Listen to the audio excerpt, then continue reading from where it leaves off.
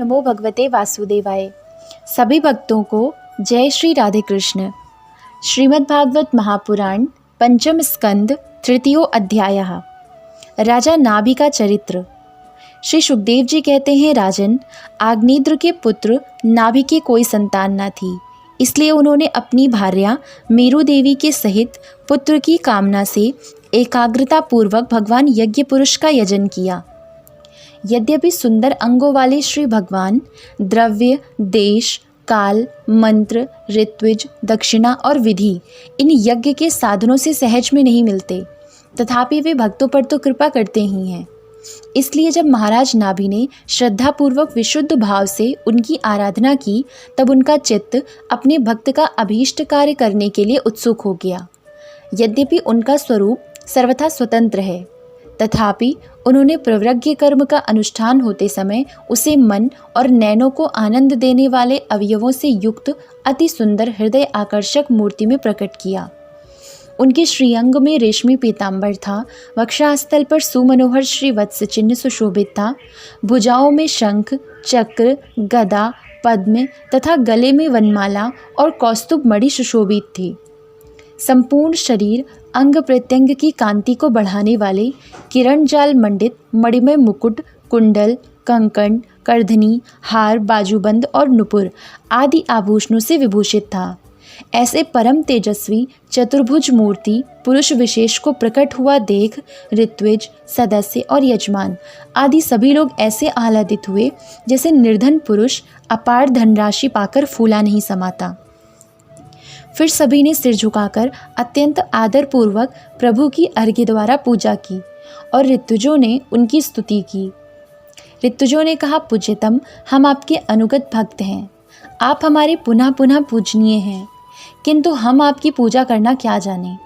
हम तो बार बार आपको नमस्कार करते हैं, इतना ही हमें महापुरुषों ने सिखाया है। आप प्रकृति और पुरुष दोनों से परे हैं, फिर प्राकृत गुणों के कार्यभूत इस प्रपंच में बुद्धि फंस जाने से आपके गुणगान में सर्वथा असमर्थ ऐसा कौन पुरुष है जो प्राकृत नाम, रूप एवं आकृति के द्वारा आपके स्वरूप का निरूपण कर सके। आप साक्षात परमेश्वर हैं। आपके परम मंगलमय गुण संपूर्ण जनता के दुखों का दमन करने वाले हैं। यदि कोई उन्हें वर्णन करने का साहस भी करेगा तो केवल उनके एक देश का ही वर्णन कर सकेगा। किंतु प्रभु, यदि आपके भक्त प्रेम गदगद वाणी से स्तुति करते हुए सामान्य जल, विशुद्ध पल्लव, तुलसी और दूब के अंकुर आदि सामग्री से ही आपकी पूजा करते हैं, तो भी आप सब प्रकार संतुष्ट हो जाते हैं। हमें तो अनुराग के सिवा इस द्रव्य काल आदि अनेकों अंगों वाले यज्ञ से भी आपका कोई प्रयोजन नहीं दिखलाई देता, क्योंकि आपके स्वतः ही क्षण क्षण में जो संपूर्ण पुरुषार्थों का फल स्वरूप परम आनंद स्वभावतः ही निरंतर प्रादुर्भूत होता रहता है। आप साक्षात उसके स्वरूप ही हैं। इस प्रकार यद्यपि आपको इन यज्ञ आदि से कोई प्रयोजन नहीं है, तथापि अनेक प्रकार की कामनाओं की सिद्धि चाहने वाले हम लोगों के लिए तो मनोरथ सिद्धि का पर्याप्त साधन यही होना चाहिए। आप ब्रह्म आदि परम पुरुषों की अपेक्षा भी परम श्रेष्ठ हैं।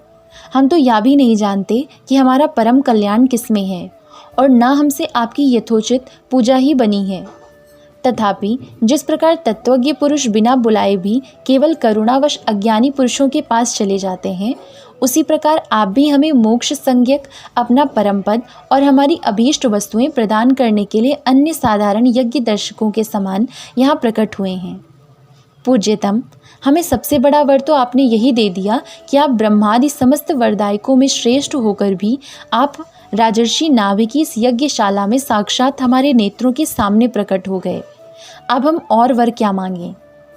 प्रभु, आपके गुणगणों का गान परम मंगलमय है, जिन्होंने वैराग्य से प्रज्वलित हुई ज्ञान अग्नि के द्वारा अपने अंतःकरण के राग द्वेष आदि संपूर्ण मलों को जला डाला है। अतएव जिनका स्वभाव आपके ही समान शांत है, वे आत्माराम मुनिगण भी निरंतर आपके गुणों का गान ही किया करते हैं। अतः हम आपसे यही वर मांगते हैं कि गिरने, ठोकर खाने, छींकने अथवा जमाई लेने और संकट आदि के समय एवं ज्वर और मरण आदि की अवस्थाओं में आपका स्मरण ना होने सकने पर भी किसी प्रकार आपके सकल कलमल विनाशक भक्तवत्सल दीनबंधु आदि गुणद्योतक नामों का हम उच्चारण कर सकें। इसके सिवा कहने योग्य न होने पर भी एक प्रार्थना और है। आप साक्षात परमेश्वर हैं। स्वर्ग, अपवर्ग आदि ऐसी कोई वस्तु नहीं है जिसे आप ना दे सकें। तथापि जैसे कोई कंगाल किसी धन लुटाने वाले परम उदार पुरुष के पास पहुंचकर भी उससे भूसा ही मांगे, उसी प्रकार हमारे यजमान ये राजर्षि नाभि संतान को ही परम पुरुषार्थ मानकर आपके ही समान पुत्र पाने के लिए आपकी आराधना कर रहे हैं। यह कोई आश्चर्य की बात नहीं है। आपकी माया का पार कोई नहीं पा सकता और न वह किसी के वश में ही आ सकती है। जिन लोगों ने महापुरुषों के चरणों का आश्रय नहीं लिया, उनमें ऐसा कौन है जो उसके वश में नहीं होता।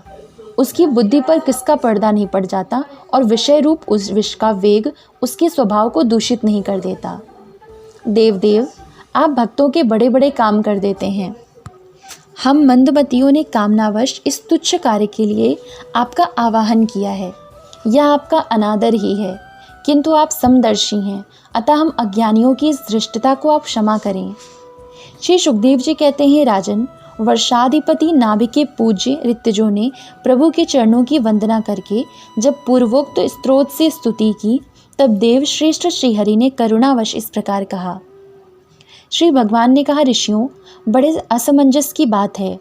आप सब सत्यवादी महात्मा हैं। आपने मुझसे यह बड़ा दुर्लभ वर मांगा है कि राजर्षि नाभि के मेरे समान पुत्र हो। मुनियों, मेरे समान तो मैं ही हूँ, क्योंकि मैं अद्वितीय हूँ। तो भी ब्राह्मणों का वचन मिथ्या नहीं होना चाहिए। द्विजकुल मेरा ही तो मुख है। इसलिए मैं स्वयं ही अपनी अंश कला से आग्नेद्र नंदन नाभि के यहाँ अवतार लूँगा, क्योंकि अपने समान मुझे कोई और दिखाई नहीं देता। श्री सुखदेव जी कहते हैं, महारानी मेरु देवी के सुनते हुए उसके पति से इस प्रकार कहकर भगवान अंतर्धान हो गए। विष्णुदत्त परीक्षित उस यज्ञ में महर्षियों द्वारा इस प्रकार प्रसन्न किए जाने पर श्री भगवान महाराज नाभि का प्रिय करने के लिए उनके रनिवास में महारानी मेरु देवी के गर्भ से दिगंबर सन्यासी और ऊर्ध्वरेता मुनियों का धर्म प्रकट करने के लिए शुद्ध सत्व में विग्रह से प्रकट हुए। ओम नमो भगवते वासुदेवाय। जय श्री राधे कृष्ण।